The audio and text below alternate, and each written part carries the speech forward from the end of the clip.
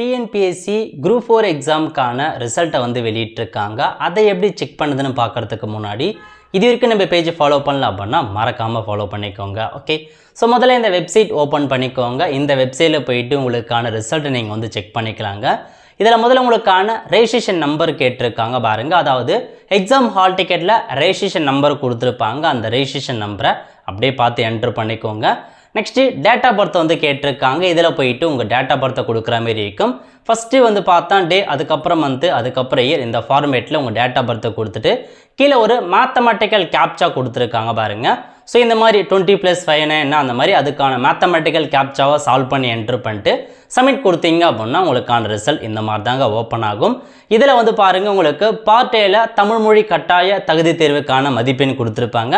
Part பியில் வந்து பார்த்தா பார்ட் ஏ ப்ளஸ் பார்ட் பிக்கான டோட்டல் மதிப்பெண் கொடுத்துருப்பாங்க. ஸோ நீங்கள் பார்ட் ஏல மினிமம் அந்த பர்சன்டேஜ் மார்க் எடுத்தால் மட்டும்தான் பார்ட் பிக்கான மார்க்கை எவல்யூஷன் பண்ணியிருப்பாங்க. அதனால் நோட் பண்ணிக்கோங்க. ஸோ இதாங்க ரிசல்ட். உங்களுக்கான ஓவரால் ரேங்க் என்ன, உங்களுடைய கம்யூனிட்டி ரேங்க் என்ன, இதெல்லாம் நீங்கள் நோட் பண்ணி வச்சுக்கோங்க. அதேமாரி பிஎஸ்டிஎம் வச்சுருக்கீங்க அப்படின்னா அதுக்கு தனியாக ரேங்க் கொடுத்துருப்பாங்க. ஒவ்வொரு போஸ்டிங்க்கு தனியாக ரேங்கிங் கொடுத்துருக்காங்க.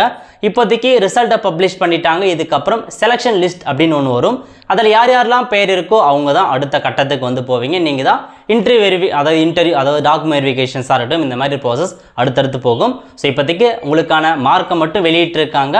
ஸோ உங்களுக்கு செலெக்ஷனாக இல்லையா அப்படின்றத உங்களுக்கு இன்னும் 1 வீக்கில் வந்து செலெக்ஷன் லிஸ்ட்டை வெளியிடுவாங்க. அதை வச்சு தான் நீங்கள் செலக்டாக இல்லையான்றது உங்களுக்கு வந்து தெரிய வரும். ஸோ மறக்காமல் நீங்கள் எவ்வளோ மதிப்பெண் எடுத்திருக்கீங்க அப்படின்றத கமெண்ட் பாக்ஸில் தெரிவிங்க. அடுத்த ஒரு நிலையில் சந்திப்போம். நன்றி, வணக்கம்.